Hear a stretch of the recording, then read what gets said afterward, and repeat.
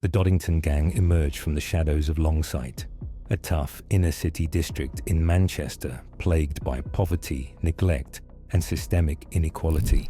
Centered around Doddington Close, the gang took its name from the housing estate where many of its earliest members lived. It was the late 1980s, a time when communities were grappling with unemployment, institutional racism, and the collapse of youth services.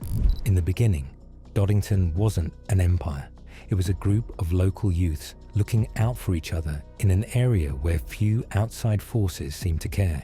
These were teenagers from broken homes, exposed to drugs, violence, and heavy policing. Gangs provided what society didn't: identity, protection, and power.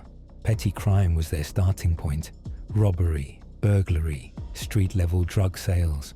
But the close-knit nature of the estate created strong bonds. Doddington members saw themselves as a unit. They controlled their turf fiercely, guarding it from both police interference and rival groups. As the crack cocaine epidemic reached Manchester in the early 1990s, Doddington saw its opportunity. The drug trade meant real money, and with it came more influence, weapons, and the beginning of an organized structure. By the mid-90s, the gang had evolved. It wasn't just boys from the estate anymore. It was an expanding crew with operations across Longsight and into nearby neighborhoods like Ardwick and Levensholme. Older members mentored the younger ones, grooming them for roles as lookouts, dealers, and eventually enforcers. Early on, the Doddington Gang developed a reputation for loyalty and retaliation. They didn't back down from confrontations. They made examples of those who crossed them, and most of all, they prepared themselves for a war that was already brewing, one that would define their name in British gang history. That war would be against their closest and most dangerous rivals, the Gooch Gang. As the 1990s progressed, the Doddington Gang transformed from a neighborhood crew into a well-organized criminal enterprise. Their primary business, the distribution of heroin and crack cocaine, two drugs that devastated Manchester's inner city, but made Doddington rich and feared. The gang established a stronghold in Longsight, controlling housing estates and operating drug lines throughout South Manchester. Their supply chain became efficient. Older members handled distribution and protection, while younger recruits delivered drugs, watched corners, and collected cash. To protect their empire, Doddington relied on brutal enforcement. Intimidation wasn't a side tactic. It was the foundation of their operation. Rivals who tried to sell on their turf were attacked, and in some cases disappeared. Users who got out of line were beaten. Police informants were hunted down and silenced. By the early 2000s, Doddington had grown more structured. While they didn't have a formal hierarchy like a mafia family, certain key players acted as de facto leaders, calling shots and coordinating operations. Their identities were kept quiet, but their decisions were felt on the streets. The gang also developed links with other criminal groups across Manchester and beyond. There were rumors of ties to Jamaican Yardie networks and other UK-based suppliers. Firearms began to appear more regularly. At a time when guns were rare on British streets, Doddington had them and used them. Their reputation for violence escalated as they faced increasing pressure from rival gangs, particularly the Gooch Gang. This led Doddington to stockpile weapons and build an internal culture that celebrated aggression. Retaliation was mandatory. Losing face wasn't an option. For many in Longsight, Doddington became both protector and predator, offering money, power, and respect, but demanding absolute loyalty and silence. Their rise wasn't just about drugs. It was about owning the streets, and they were just getting started. The Doddington Gang never operated like a formal cartel, but it had a clear internal structure, shaped by experience, street reputation, and violent capability. At the top were respected senior figures, often older members who had earned their place through years of loyalty and proven ruthlessness. They weren't always visible, but their decisions rippled through the streets. Mid-level operators managed specific blocks or estates, These were the organizers who coordinated drug movement, held weapons, and handled disputes. Beneath them were dozens of younger foot soldiers, known on the streets as YGs, Young Doddington. These were the kids running the day-to-day business, moving product, scouting police activity, and delivering warnings. Recruitment wasn't formal. It was natural selection by environment. Many of the new recruits grew up watching older gang members flaunt money, clothes, and status. In neighborhoods where opportunities were scarce, Doddington offered a dangerous kind of upward mobility. Initiation often involved a test of loyalty. That might mean carrying out a robbery, beating up a rival, or acting as a lookout during a shooting. Once someone proved they could be trusted and stay quiet, they were in. The gang lived by a strict code of silence and retaliation.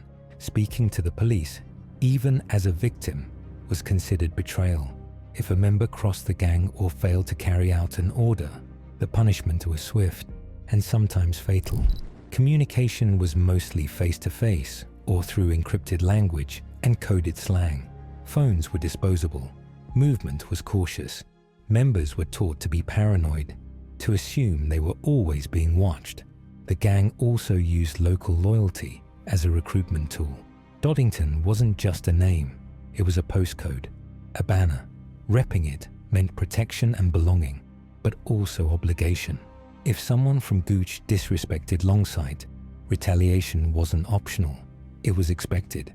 This tightly woven structure helped Doddington thrive under pressure and laid the foundation for the brutal conflict that was about to consume Manchester's streets. The feud between the Doddington Gang and the Gooch Gang became one of the most violent and infamous rivalries in British gang history. Both gangs operated just miles apart, Gooch from Moss Side, Doddington from Longsight. But proximity bred conflict, and over time, the turf war escalated into a street war marked by blood and retaliation. At first, the clashes were over territory, who could sell drugs where, who controlled certain estates. But soon, disrespect, personal vendettas, and the hunger for dominance fueled deeper hostility. Each side sought to outdo the other in brutality, and each killing sparked a cycle of revenge that neither gang wanted to end. Shootings became a regular feature of life in South Manchester. Members from both sides were gunned down in drive-bys, ambushed outside shops, or targeted while walking home. Funerals turned into battlegrounds. Mothers buried sons. Entire neighborhoods lived in fear. Perhaps the most shocking chapter came in 2007, when Gooch members murdered Ukul Chin, a man loosely associated with Doddington. Just days later, during Chin's wake, they struck again, killing Tyrone Gilbert in a public drive-by shooting. For Doddington, these weren't just attacks, they were insults. Retaliation was expected, and while many responses went unreported, police and community leaders knew that each act of violence only intensified the feud. The war wasn't just physical, it extended to music, street fashion, and slang. Drill lyrics referenced fallen members. Young kids in schools picked sides based on postcodes. Even those not involved were forced to navigate the invisible lines drawn by gang boundaries. As the death toll rose, so did media attention. Manchester was branded Gunchester, a city where children were armed, and war was waged block by block. For Doddington, the feud became part of their identity. Fighting Gooch wasn't just about territory anymore. It was about pride, vengeance, and survival. As the body count from the Gooch-Doddington War rose, Greater Manchester police intensified their efforts to dismantle both gangs. The violence had become too brazen, too public. Communities were gripped by fear, and pressure mounted for results. That's when the Excalibur Task Force was launched, a specialist unit focused solely on gang violence and gun crime. For Doddington, the net was closing. Police began deploying advanced surveillance tactics, wiretaps, undercover officers, and covert cameras planted across Longsight. Known gang members were monitored constantly. Phone conversations were intercepted. Drug flats were raided. Informants, often recruited under threat of long sentences, fed police crucial intelligence. Investigators built cases slowly, carefully tying key Doddington members to drug distribution networks, firearms trafficking, and violent assaults. But prosecution wasn't easy. Witnesses feared testifying. Communities were reluctant to talk. Many cases collapsed from lack of cooperation. Still, in the mid-2000s, several high-profile Doddington figures were arrested and convicted. Police seized Class A drugs, cash, and illegal firearms. Some were found with automatic pistols, sawn-off shotguns, and ammunition stashed in secret compartments across estates. Operation Excalibur also worked to target Doddington's youth recruitment pipeline, launching outreach programs and intervention schemes in Longsight schools and community centres. Police paired up with social workers to divert at-risk teens before they could be pulled into the gang's orbit.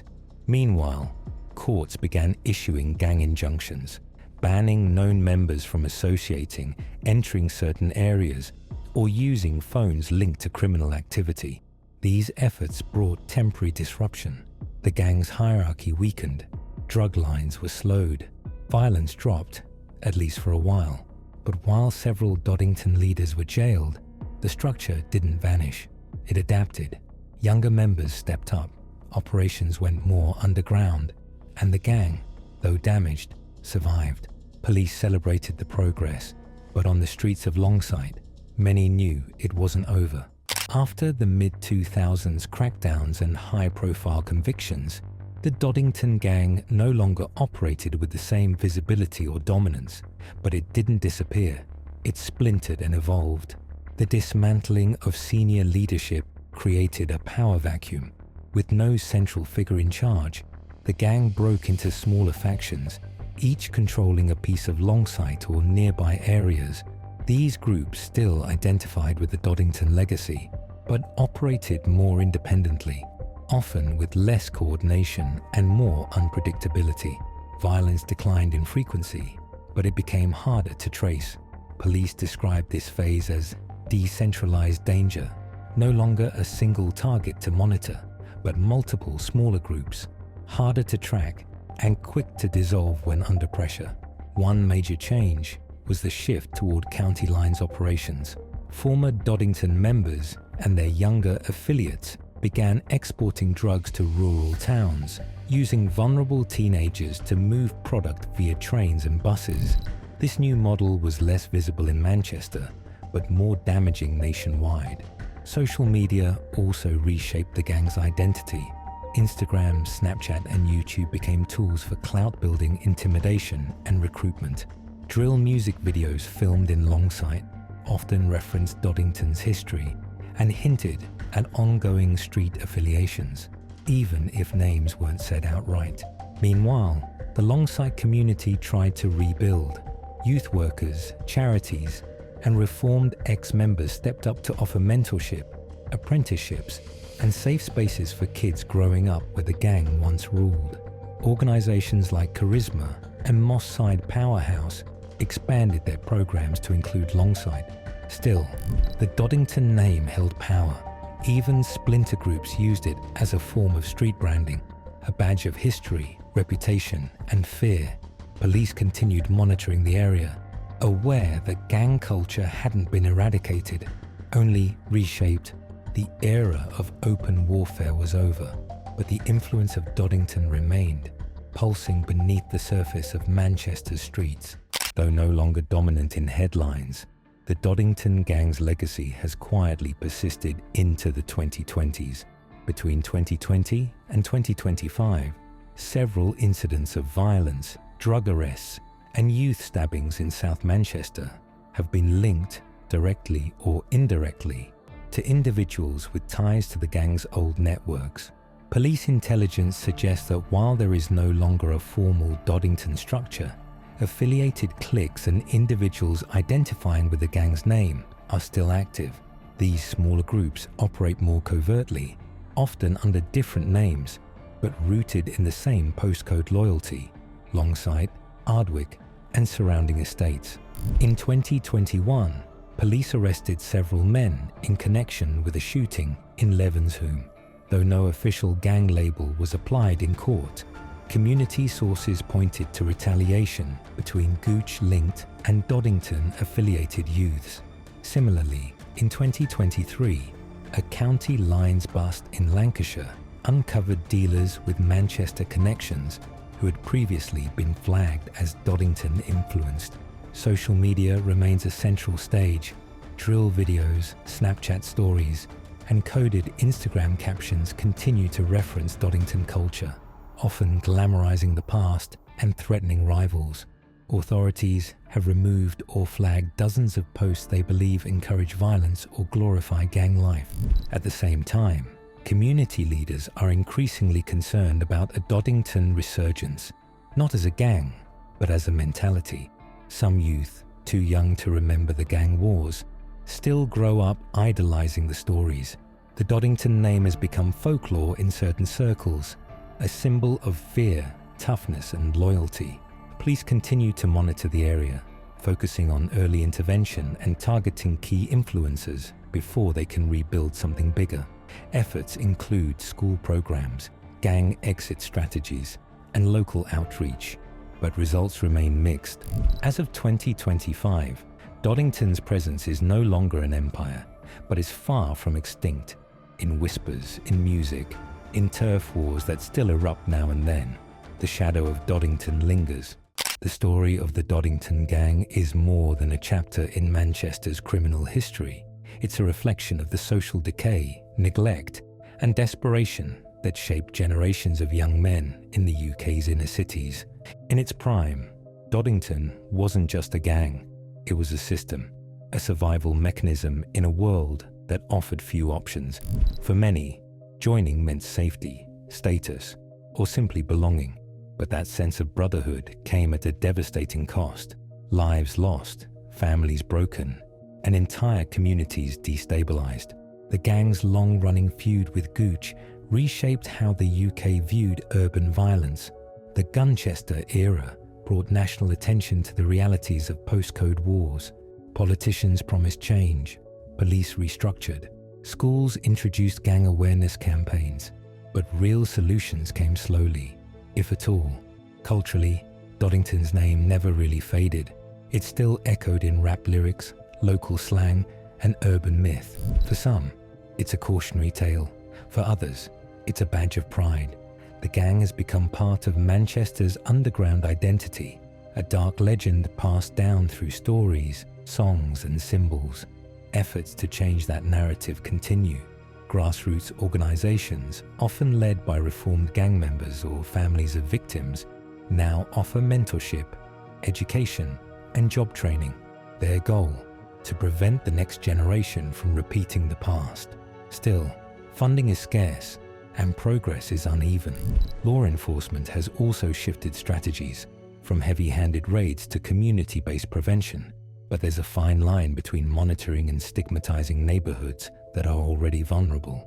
The Doddington Gang's era may be over, but its legacy is embedded in the psyche of South Manchester. Streets, once soaked in fear, still carry the silence of trauma, and for many who lived through it, the wounds are still open. Doddington isn't just history, it's a warning of what happens when power grows in the cracks of a broken system. And unless those cracks are repaired, something like it will rise again.